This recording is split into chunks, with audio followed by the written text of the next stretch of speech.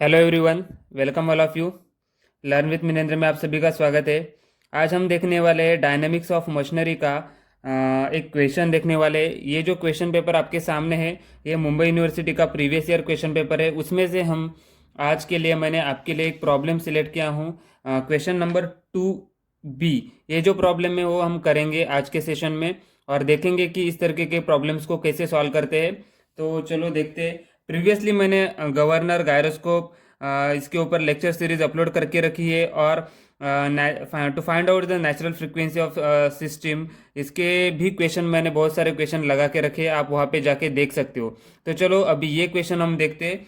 तो question number 2 में से B for 10 mark, university of Mumbai. तो इस तरीके के क्वेश्चंस को कैसे अटेम्प्ट करते हैं वो हम देखेंगे। Find the natural frequency of A pulley system shown in the figure by neglecting friction and masses of the pulleys. ये जो आपको पुली दिया हुआ है, ओके, पुली का जो रेडियल डिस्टेंस आर है, उसके बाद यहाँ पे स्प्रिंग अटैचमेंट में है, स्प्रिंग का स्टिफनेस के दिया हुआ है। एक एंड यहाँ पे कॉर्ड के साथ फिक्स किया हुआ है और दूसरे एंड पे कैपिटल मास लगा हुआ है, कैपिटल M1 उसे दिया है। और ये जो पुली का मास दिया हुआ है, पुली का मास M1 है। तो चलो इसका सॉल्यूशन हम देखेंगे कि कैसे फाइंड आउट करेंगे। क्वेश्चन नंबर 2B, ये सॉल्यूशन मैंने प्रिपेयर करके रखा है पहले से ही। जस्ट हम देखेंगे कि इस तरीके के प्रॉब्लम को कैसे सॉल्व किया जाता है। ओके, तो यहाँ पे सॉल्यूशन आपको दिखाई दे रहा होगा, मैंने सेम सिस्टम निकाला हुआ है यहाँ पे। तो सबसे पहले हमें क्या देखना है, हमने बहुत सारे क्वेश्चन इसके ऊपर भी किए हुए हैं। हमें इधर आप लोग टॉर्क मेथड लगा सकते हो, रेलिक्स रिट्ज मेथड लगा सकते हो, बहुत सारे मेथड से। तो सबसे आसान मेथड आज हम देखेंगे कि वो लगा के विद इन 5 मिनट्स और 7 मिनट में इस तरीके के क्वेश्चंस को कैसे सॉल्व किया जा सकता है। गेट में भी इस तरीके के प्रॉब्लम बहुत सारे बने हैं। तो चलो देखते। Linear kinetic energy of the mass M1, जो सबसे पहले ये मास दिखाई दे रहा है कैपिटल M1, इसका लीनियर काइनेटिक एनर्जी कैसे निकालेंगे। हमें पता है कि लीनियर काइनेटिक एनर्जी निकालने के लिए half M x dot square रहता है। What is x dot? x is the displacement, x dot is the velocity, x double dot is the acceleration. Okay, so x dot is the velocity, half mv square. Okay, so linear kinetic energy of this mass is nothing but half m x dot square. तो देखो यहाँ पे हमने रखा है, मास को हमने रखा कैपिटल M1। अभी एक्स डॉट क्या आएगा? तो सबसे पहले देखो कि एक्स क्या आएगा। एक्स को निकालने के लिए हमें देखना है कि ये मास कहाँ पे लगा है। ये मास आपका यहाँ पे लगा हुआ है और इस मास का जो अदर एंड है वो कहाँ पे फिक्स किया हुआ है, कॉर्ड यहाँ पे फिक्स किया हुआ है। तो ये जो डिस्टेंस बना, ये डिस्टेंस आपका है टोटल एक्स। गेटिंग? ये जो पूरा डिस्टेंस है टोटल एक्स है, तो ये आर है, तो ये बनेगा 2r।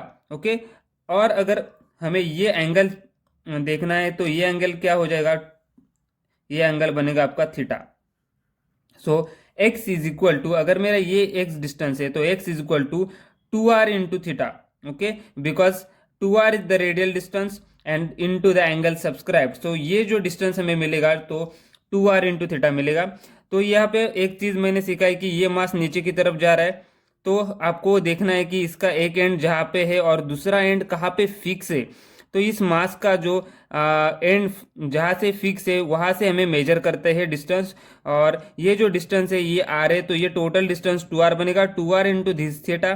So that's why x is equal to 2r theta. So x dot 2r theta dot, just put 2r theta dot square of that half m1 4r square theta dot square, ये मिलेगा हमें।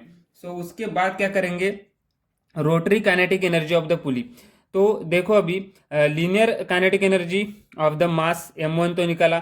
इसके बाद ये जो पुली है, ये तो पुली क्या होगी, यहाँ पे देखो मैं एक चीज बताऊंगा आपको। ये जो पुली है ये तो रोटेट हो सकती है इस तरीके की सी, ऐसे रोटेट होगी इस तरफ और इस तरफ। ओके, तो rotary kinetic energy of pulley ऐसे ऐसे रोटेट होगी। ओके, तो rotary kinetic energy of the पुली के लिए हम क्या निकालेंगे, हमें पता है मास कैसे रिप्लेस होता है, इनर्शिया से रिप्लेस होता है मास। तो half I theta dot square, half I theta dot square. यहाँ पे जो m था तो रोटरी में क्या होता है, मास को हम इनर्शिया से रिप्लेस करते हैं और एंगुलर डिस्प्लेसमेंट थीटा आता है। एंगुलर डिस्प्लेसमेंट एक्स की जगह पे क्या आता है, थीटा आता है, तो थीटा डॉट स्क्वेयर हो जाएगा। तो हाफ आई नॉट कैसे निकालेंगे, ये जो सिस्टम है इसका I naught mass moment of inertia at this point, at this origin centre of gravity point पे ओ पे हमें मिलेगा m r square by 2, mass दिया हुआ है पुली का m1, तो small m1 are square by 2 लिखेंगे। Okay, because of pulley we have to consider mass of the pulley, not this mass. Okay, we have to consider this mass, so that's why m1 r square by 2, just put the value of here half m1 r square by 2 theta dot square, I not को replace किया m1 r square by 2। उसके बाद हमें क्या देखना है कि और कौन से यहाँ पे चीजें हो रही है, जैसे कि यहाँ पे दिखाई दे रहा है translatory kinetic energy of the pulley. Okay, एक तो रोटरी मोशन भी हो रहा है पुली का और ट्रांसलेटरी मोशन भी हो सकता है, वहां पे ये रोटरी है इस तरफ और इस तरफ आ सकता है, तो पुली में दोनों मोशन रहते हैं, रोटरी भी होता है और ट्रांसलेटरी भी होता है। तो ट्रांसलेटरी में क्या करेंगे, ट्रांसलेटरी में देखो ये जो मास है पुली का मास, तो ये मास जिस जगह से फिक्स एंड पे अटैचमेंट में है वो मास हम कंसिडर करेंगे।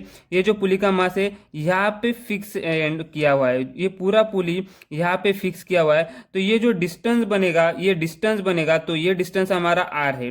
तो हम पुली के लिए एक्स को कैसे रिप्रेजेंट करेंगे, आर थीटा से रिप्रेजेंट करेंगे। सो m1, इसलिए हमने ये जो मास ले आए, ये मास हमारा क्या आया, m1 आया।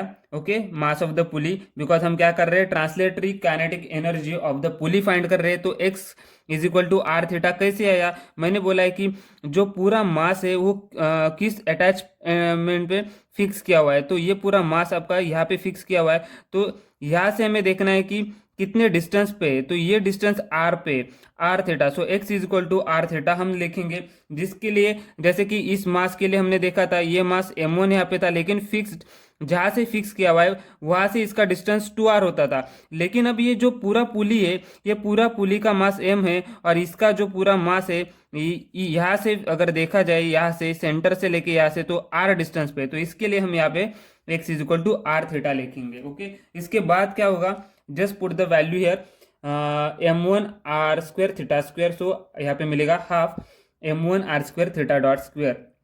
उसके बाद हम क्या देखेंगे, potential energy of the pulley, potential energy of the spring, not a pulley, यहाँ पे स्प्रिंग लगा हुआ है, तो स्प्रिंग का कांस्टेंट के है, तो हमें पता है potential energy of the spring क्या रहता है, हाफ के एक्स स्क्वेयर रहता है, k is the stiffness of the spring and x is the displacement. So अभी हमें फिर से यही देखना है कि एक्स इज इक्वल टू क्या पुट करेंगे, एक्स इज इक्वल टू हमें आर थीटा ही पुट करना है, क्योंकि यहाँ पे देखो ये जो स्प्रिंग है यहाँ पे अटैचमेंट में है, तो फिक्स यहाँ पे है, तो फिक्स जहाँ पे हमने किया है कॉर्ड से ये फिक्स किया है, तो ये कितने डिस्टेंस पे है, तो ये आर डिस्टेंस पे, तो x is equal to are theta आ जाएगा यहाँ पे फिर से, तो half K are theta square, तो ये बनेगा half K R square theta square. Okay, यहाँ पे थीटा डॉट नहीं आता, पोटेंशियल एनर्जी में हाफ के एक्स स्क्वेयर ही आता है, और जैसे कि काइनेटिक एनर्जी में के एक्स डॉट स्क्वेयर आता है। ओके, जैसे कि वेलोसिटी का स्क्वायर रहता है, यहाँ पे डिस्प्लेसमेंट का स्क्वायर रहता है, ये चीज़ें आपको समझ में आनी चाहिए। Half M x dot square रहता है काइनेटिक एनर्जी में, और पोटेंशियल एनर्जी में रहता है half K x square only. Okay, इसके बाद हम क्या करेंगे, इस पूरे एक्सप्रेशन को टोटल काइनेटिक एनर्जी में लिखने की कोशिश करेंगे। तो टोटल काइनेटिक एनर्जी क्या आएगी, देखो जो पहला आपका आया था, यहाँ पे देखो ये जो पहला आया था, ये लेंगे expression half m1 4 r square theta dot square, ये लिखा हमने half m1 4 r square theta dot square. उसके बाद हम क्या लेंगे, ये जो rotary kinetic energy of the पुली आया था, ये लेंगे half m1 small m1 r square by 2 theta dot square, half m1 small m1 r square by 2 theta dot square. उसके बाद हम क्या लेंगे, लीनियर और translatory kinetic energy of pulley लेंगे, वो आया था हमारा हाफ, ये चीज़ें half m1 r square theta dot square, half m1 r square theta dot square. तो देखो इसके बाद हमें क्या आना चाहिए कि एक बार आपने जो पूरा टोटल काइनेटिक एनर्जी का एक्सप्रेशन लिख लिया, टोटल काइनेटिक एनर्जी का एक्सप्रेशन लिखने के बाद हमें क्या निकालना आना चाहिए, काइनेटिक एनर्जी इक्विवेलेंट फैक्टर। जो फैक्टर रहता है काइनेटिक एनर्जी इक्विवेलेंट, इसके प्रीवियस वीडियोस में भी हमने देखा है कि वो फैक्टर को कैसे लिखते हैं। तो देखो ये जो हमारा है हाफ, ये जो हाफ है हर एक एक्सप्रेशन में आपको हाफ दिखाई देगा। हाफ को हमने कॉमन आउट लिया और थीटा डॉट स्क्वायर को भी हमने कॉमन आउट निकाला, तो बचता क्या है 4m1r1 square, m1r1 square by 2 और यहाँ पे m1r1 स्क्वायर। ओके, तो ये चीज़ें बचती है। तो इसके बाद 4m1r स्क्वायर जैसे था वैसे ही लिखा, और स्मॉल m1r स्क्वायर 2 बार आया, यहाँ पे स्मॉल m1r स्क्वायर है, यहाँ पे फिर स्मॉल m1r स्क्वायर है। तो इनको हमने क्या किया, एडिशन कर लिया, हाफ प्लस 1, तो ये बनेगा 3/2 स्मॉल m1 आर स्क्वायर बनेगा। तो ये जो बीच वाला टर्म बनता है ये आपका काइनेटिक एनर्जी इक्विवेलेंट टर्म बनता है। मैंने बहुत बार आपको सिखाया है कि कैसे लिखते हैं। अभी इस एक्सप्रेशन को हम टॉर्क मेथड से कर सकते हैं, डिफरेंशिएट कर सकते हैं, ओके, और एनर्जी मेथड से भी कर सकते हैं। लेकिन ये जो मेथड मैं आपको बताने जा रहा हूँ ये भी हमने प्रीवियसली किया है। Just find out kinetic energy equivalent, उसके बाद आपको पोटेंशियल एनर्जी इक्विवेलेंट निकालना है। Potential energy is associated due to the spring. Okay, जहाँ पे हमने स्प्रिंग का एक्सप्रेशन निकाला था, ये जो एक्सप्रेशन है स्प्रिंग का एक्सप्रेशन आ रहा था, हाफ क्या आ रहा था, half K are square theta square आता है, half K are square theta square आता है। तो जब हम पोटेंशियल एनर्जी का एक्सप्रेशन लिखेंगे तो हमें क्या मिल रहा है, देखो पोटेंशियल एनर्जी का एक्सप्रेशन हम जब लिखेंगे तब हमें मिल रहा है half K are square theta square. अभी इसका इक्विवेलेंट कैसे लेंगे, हाफ आउटसाइड निकालो, थीटा आउटसाइड निकालो, जो बीच वाला टर्म बचता है ये बीच वाला टर्म आपका क्या है, के आर स्क्वायर है। That is nothing but your potential energy equivalent term. Okay, इसके बाद हमें क्या पता है कि एंगुलर फ्रीक्वेंसी कैसे निकालते हैं, it is the square root of potential energy equivalent to the kinetic energy equivalent.